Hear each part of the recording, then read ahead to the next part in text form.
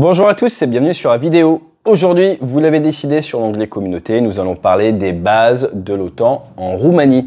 Pourquoi la Roumanie? Eh bien parce que c'est un pays dont nous allons entendre de plus en plus parler dans le cadre de l'OTAN et car ils sont en train de construire une base où ils injectent 2,5 milliards d'euros sur les 20 prochaines années pour créer une base qui sera encore plus grosse que la base énorme de Ramstein, où il y a des dizaines de milliers de militaires qui ne sont pas allemands. Alors ce que je vous propose très rapidement, c'est que vous présentez la base de Ramstein, où j'ai eu la chance d'aller lors du lancement de la guerre en Libye.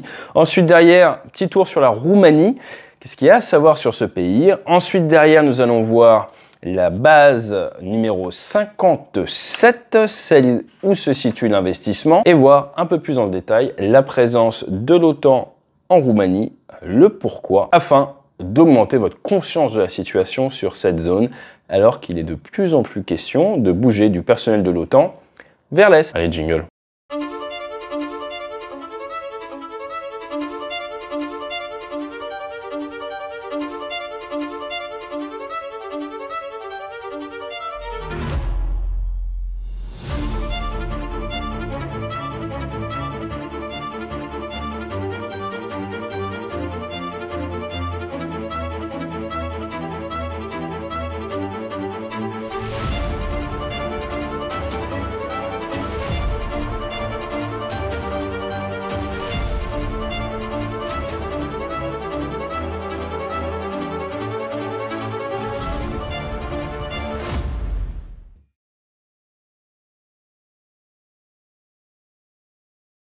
Alors Ramstein, c'est une base depuis 1952. Vous connaissez le groupe de musique, vous avez sûrement entendu parler de l'accident tragique d'aviation. Vous avez deux pistes, plus de 3 km de long, il y a plus de 50 000 Américains là-bas. Et si vous aimez bien les films, sachez que dans Iron Eagle, après que le colonel Masters il est secouru par son fils, c'est à Ramstein qu'il est amené. Vous avez également vu Harrison Ford et Air Force One faire une remise des gaz sur le terrain de Ramstein. Et si vous êtes fan de Mission Impossible, dans Fallout, Ethan Hunt y fait un passage. Tout ça pour dire quoi? C'est la grosse base américaine en Europe. Pourquoi? Nous l'avons déjà dit sur cette chaîne, depuis le débarquement du 6 juin 1944, les Américains ne sont pas repartis, ils se sont installés et Ramstein est la grosse base de soutien logistique en Allemagne. Je vous rappelle que les Américains étaient présents en France, avec le général de Gaulle, ils sont sortis, mais là, eh bien, ils sont présents en nombre, y compris en Roumanie, et nous allons voir pourquoi ils s'intéressent justement à la Roumanie. Alors la Roumanie, c'est le 6e pays le plus peuplé d'Europe. On parle quand même de près de 20 millions de personnes. Un petit pays, 12e surface européenne, 238 000 km², mais une situation très intéressante, notamment au sud, avec accès à une mer où transite beaucoup de blé. Niveau armée, ils ont à peu près 70 000 militaires d'actifs, 50 000 réservistes, ils ont un service national qui est sur volontaire en temps de paix, 2,5% de leur PIB est mis dans la défense, qui représente environ 8 milliards d'euros, et ils s'équipent exclusivement en matériel français. Non, je déconne.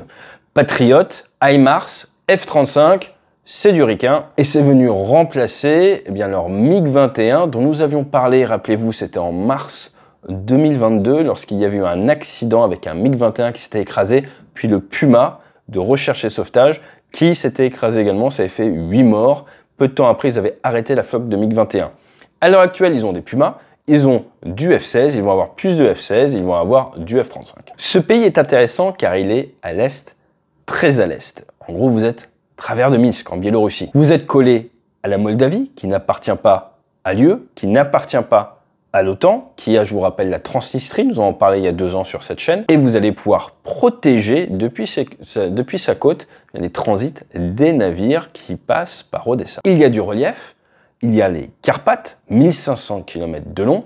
Je vous rappelle que les Carpates, ça monte au maximum en Slovaquie à 2655 mètres, mais en Roumanie, ça monte quand même à 2544 mètres. La moitié des Carpates, c'est en Roumanie. Vous avez des loups, des lynx, des ours bruns. Et Carpa, ça veut dire roche. Les Carpates, c'est très connu dans l'histoire militaire à cause de la bataille du col de Dukla. C'était contre les nazis et les soviets. Et la raison pour laquelle je vous en parle, c'est qu'après les Carpates, beaucoup de plaines. C'est donc assez facile de déplacer du matériel militaire. La plupart des bases sont dans le sud, ce qui permet de bien opérer du côté de la mer Noire. Je vous rappelle qu'à plus de 12 nautiques des côtes, c'est de la haute mer.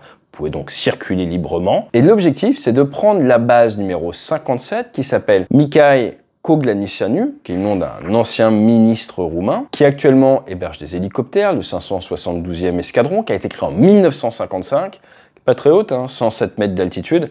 Vous avez une piste nord-sud, 3,5 km. Plus c'est long, plus ça permet de décoller avec des charges lourdes, ou alors plus ça permet d'avoir de la marge en cas d'accélération arrêt avec votre chasseur. À l'époque, il y avait du Yak 11, du Yak 23, du Yak 17. Depuis 1979, ils ont eu du MiG 23. À partir de 89, du MiG 29. Et après, l'URSS, c'était 2 escadrons de MiG 29, un escadron de MiG 23. L'US Air Force est arrivé en 1999. Et ils ont utilisé cette base en soutien lors de l'invasion de l'Irak en 2003. À cette époque-là, ils avaient 4 bases qu'ils utilisaient en Roumanie. Ils ont fait décoller 1300 avions cargo, fait transiter plus de 6200 passagers et 11 000 tonnes de fret depuis cette base dans le sud-est de la Roumanie. À savoir que depuis 2009, c'est officiellement une PFOS. Alors dans l'armée, nous adorons les acronymes. Ça, c'est pour une Permanent Forward Operating Site. Donc c'est un site permanent avancé d'opération. Ils y ont d'ailleurs envoyé, c'était en juin 2023, 2 B1B pour faire le plein, et en 2016, ils avaient même envoyé des F-22 faire le plein là-bas. Dans tous les cas, depuis 2014, ce qui s'est passé en Crimée, comme on l'a dit récemment, il y a eu le NATO Enhanced Air Policing, donc une augmentation de la défense aérienne de l'espace de l'OTAN, et vous avez vu se succéder sur cette base des CF-18 de la RCAF, la Royal Canadian Air Force, mais également des Typhoon britanniques, italiens, espagnols ou allemands. D'ailleurs, le 15 août 2018, 4 Typhoon britanniques ont décollé pour intercepter 6 Sukhoi 24 en mer Noire,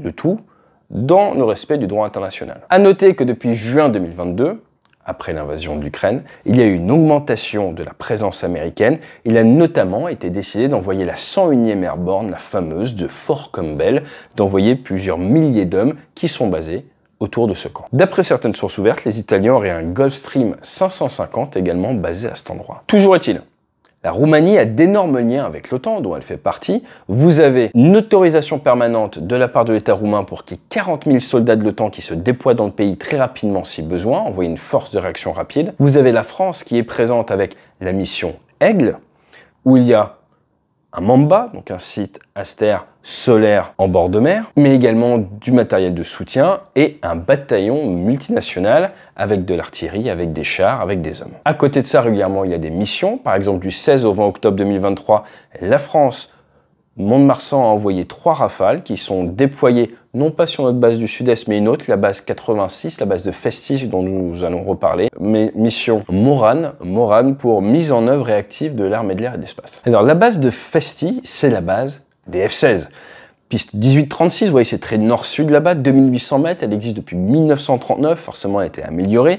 Vous aviez les MiG-21 jusqu'à leur retrait le 15 mai 2023, et c'est une base qui n'a pas fini de faire parler d'elle, car c'est là que les pilotes ukrainiens font la phase finale de leur transformation sur F-16. À l'heure actuelle, si vous voulez, mettez-le moi dans les commentaires, on pourra creuser un petit peu le sujet. Ils sont attendus les premiers pilotes pour l'été prochain, mais ils s'entraînent actuellement en Roumanie et peuvent donc surveiller la mer Noire en toute légalité. Ce qui m'amène à me poser la question d'un avion roumain avec un pilote ukrainien intercepté par les Russes. Qu'est-ce que ça donne en mer Rouge? Si vous faites un DUG ou un master de droit, là c'est intéressant. Ce qui me permet de préciser que dans les armées, blague à part, nous avons les légades. Et les légades, ce sont des officiers juristes qui sont là pour justement vous dire quoi faire, comment réagir en fonction du droit international dans un cas comme ça. D'accord, Topper. Descends. En train d'atterrissage, Nave. Continue. J'ai plus de radar. Oui, donne un peu plus de jus. Mon moteur est cuit. D'accord, là t'es bon. J'ai perdu une aile. Tout va bien. Merde, l'autre aussi. Tout est bonnard. Tu as ponte. Je me pose. Cas très intéressant, surtout qu'il y aurait présence de sociétés militaires privées dans le cadre de ces entraînements, et là ça devient très compliqué. Alors, quel est l'objectif de notre base numéro 57? On l'a dit, il est important de le préciser, le programme ne date pas de l'invasion. Ça date en fait de l'annexion de la Crimée, donc la première phase si vous voulez. Ça a été approuvé en 2019, et l'objectif, l'état final recherché, c'est d'avoir sur 2800 hectares 50 000 personnes, militaires et familles. Encore une fois, c'est un programme à plus de 2 milliards d'euros. Il va y avoir 2 pistes, hangars, nourriture, école, hôpital, 4 différentes étapes. La première est lancée, et vous en doutez bien, dans un projet pharaonique comme ça, il va falloir augmenter l'arrivée d'électricité, changer toutes les routes. Et si vous êtes déjà allé en Allemagne du côté de Ramstein, il y a même des stations radio en Amérique et en Allemagne. Et je pense que ça sera le cas en Roumanie. Alors, qu'est-ce qui est intéressant et pourquoi cette vidéo?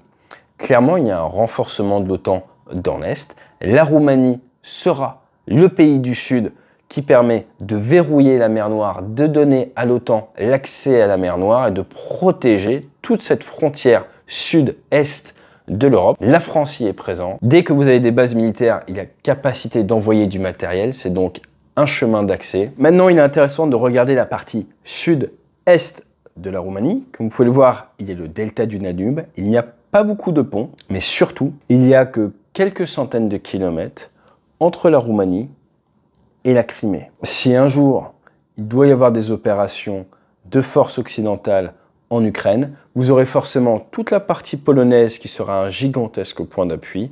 De l'autre côté, ce sera toute cette partie sud-est roumaine qui servira de point de support, de point d'appui pour des troupes qui, rappelons-le, si on regarde grosso modo les statistiques, troupes occidentales qui nécessitent pour un combattant 10 personnes derrière pour le soutenir. Et là, je vous parle de l'armée de terre, pas de l'aéronavale ou pas de l'armée de l'air, où là, c'est pire. Il faut toute une armée pour soutenir quelques pilotes. Juste un petit point pour finir. À l'heure actuelle, on entend beaucoup de choses dans les médias. Je ne peux que vous inviter à prendre un maximum de recul par rapport à tout ce qui se dit. Gardez un sens critique. Et si ça vous intéresse, on peut faire sur la chaîne un petit peu une vidéo, un récap et un brainstorming autour de la situation actuelle. Si on regarde ce qu'on disait dans plus d'un an maintenant, dans 15 mois dans Au-delà du cockpit, en fait, on parlait de dissuasion en 3D, hein, dissuasion nucléaire, dissuasion conventionnelle, dissuasion industrielle. Je suis heureux de voir qu'il y a un réveil autour de ces points-là. C'est peut-être pas bien expliqué au grand public dans les médias. En fait, c'est assez simple. Et si ça vous intéresse, mettez-le moi dans les commentaires. On va vous expliquer tout ça en un format de moins de 20 minutes. Et si vous avez déjà lu le bouquin, n'hésitez pas à me dire ce que vous en avez pensé dans la section commentaires. Allez, je vous dis à très bientôt sur la chaîne. N'hésitez pas à vous abonner. Vous êtes très peu nombreux à vous abonner. En moyenne, on a 1,2 million de personnes qui regardent 4 vidéos par mois sur cette chaîne. Et vous êtes environ que 370 000 abonnés. On va pas mal tourner en avril et en mai, on prépare tout ça. Et je vous dis à très bientôt dans votre entreprise. Ça va être les beaux jours, on fait des séminaires B2B, n'hésitez pas à nous contacter. Allez, fly safe.